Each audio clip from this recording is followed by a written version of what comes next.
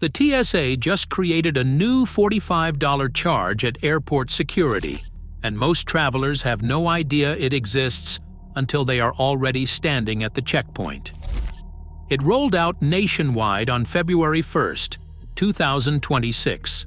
No major press conference, no countdown clock in terminals, just a quiet change to how security works and who pays. What follows covers what this fee is, who it hits hardest, why the price jumped from $18 to $45 in 13 days, and what is happening behind the scenes that much of the coverage skipped. Understanding this fee means going back to 2001. After the September 11th attacks, the 9/11 Commission recommended standardizing identification at airports.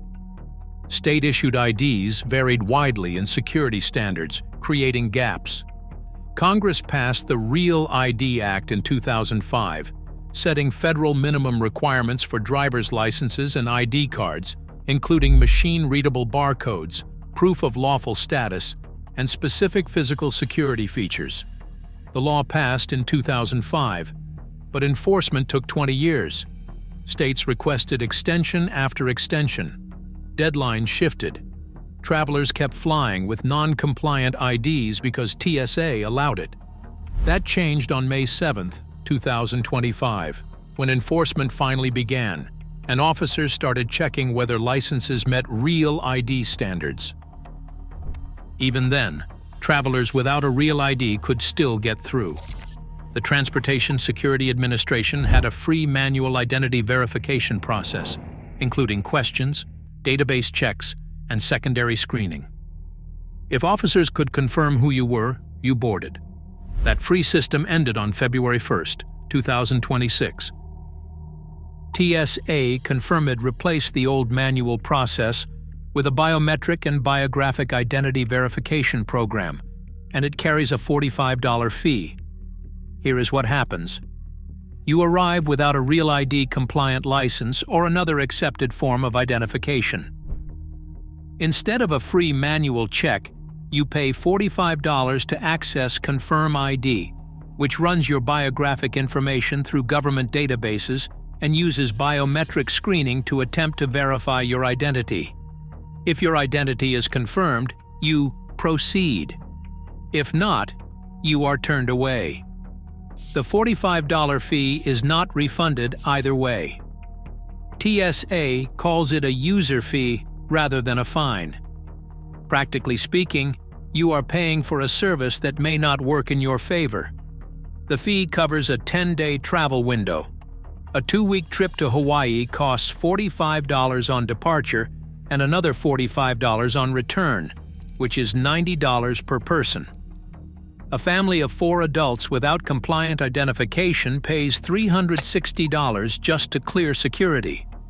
Payment runs through pay.gov, the federal government's payment portal, accepting debit cards, credit cards, bank transfers, Venmo, and PayPal. TSA recommends paying online before arrival. Processing at the checkpoint can add 10 to 30 minutes or more to your wait. About 94% of air travelers already carry acceptable identification. They will never see this fee. The roughly 6% who do not, about 150,000 travelers per day out of roughly 2.5 million, are the ones affected. What counts as acceptable? Real ID-compliant driver's licenses clear the fee. So do United States passports, passport cards, military IDs, permanent resident cards, and trusted traveler cards, including Global Entry, Nexus, and Sentry. Members of those programs walk straight through. Digital ID pilots at select airports through Apple, Google, and Clear also qualify. Children under 18 are fully exempt. Military recruits without Real ID are exempt under a separate Pentagon agreement. The most affected travelers tend to be infrequent flyers who have not prioritized updating their license, residents of states that processed Real ID slowly, and families, because every adult pays separately. There is no family rate and no household discount. The 10-day window creates what some outlets described as a hidden cost trap. Stay longer than 10 days and you quietly double the fee on the return leg. The fee didn't start at $45. On November 20th, 2025, TSA published a Federal Register notice under the name Modernized Alternative Identity Verification, proposing a fee of $18. 13 days later, on December 3, 2025, a second notice appeared under a new name, TSA ConfirmID, with a new price, $45. That was a 150% increase in under 2 weeks. TSA said revised population estimates, updated technology projections, and operational cost calculations raised the per-use cost. The agency noted that its internal calculation ran slightly more than $45 and that it rounded down. What didn't happen was a formal public comment period on the price jump. TSA used notice authority, which allowed it to establish and modify the fee without standard notice and comment rulemaking. Revenue projections estimate about 10.6 million confirmed uses over 5 years, generating roughly $476 million, about $95 million per year. Reaction split. Airlines for America, the industry's main lobbying group, supported ConfirmID, calling it another important step in modernizing air travel. The fee does not affect ticket prices or the universal per-ticket security fee. It applies only to yin-prepared travelers. Consumer advocates disagreed.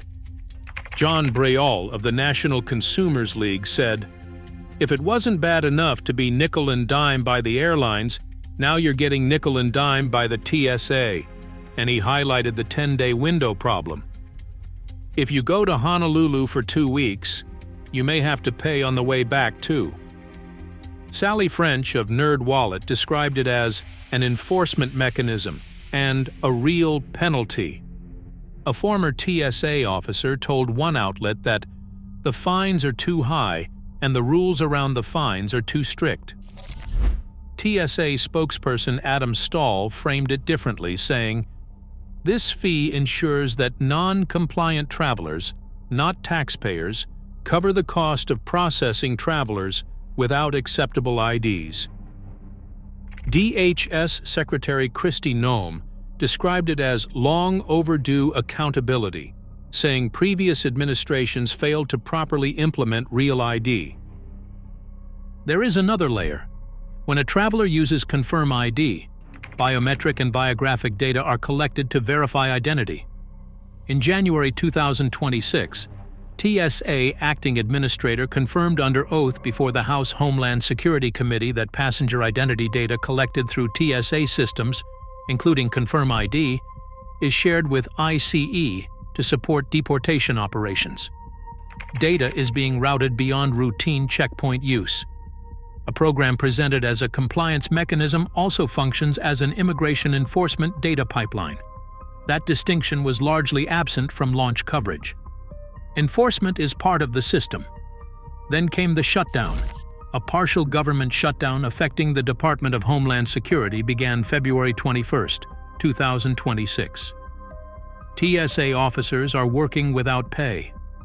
On February 27, 2026, the Senate failed to advance DHS funding legislation, with a 50-45 vote falling short of the 60-vote threshold required. Unpaid staff are still keeping checkpoints moving. TSA briefly floated suspending pre-check before reversing course. ConfirmID has remained operational. The TSA website carries a notice that it is not being actively managed during the funding lapse. Operational services continue even as oversight is limited. The agency, collecting $45 per traveler nationwide, is operating on an unpaid workforce. Every domestic airline ticket already carries a September 11th security fee of $5.60 per segment, created to fund TSA operations. Since 2014, roughly one-third of that revenue, about $1.5 billion per year, has been diverted into the U.S. Treasury for general deficit reduction. More than $19 billion has been pulled from TSA operations through that diversion, according to congressional figures cited by Representative LaLota. Diverted funds have reduced resources for security operations. The U.S. Travel Association, led by Jeff Freeman, has pushed to end the diversion and return the money to TSA. Bipartisan proposals, including the Stop the Scam Act, the FASTER Act, and the Safeguards Act, have attempted to address it. The fiscal year 2026 presidential budget proposed ending the diversion entirely. Set the numbers side by side. ConfirmID is projected to generate $476 million over 5 years. The diversion has removed $19 billion from TSA operations in total. The debate over the larger number has received far less attention than the fee of $45. The TSA ConfirmID fee is active. For the 6% of travelers who arrive without compliant ID, it costs $45 per person for a 10-day window.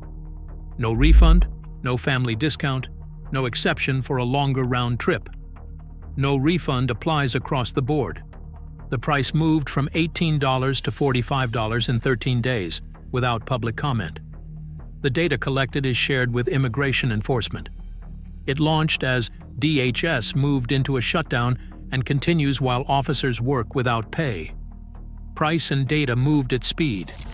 By TSA's own figures, compliance rose from 94% to between 95% and 99% after launch.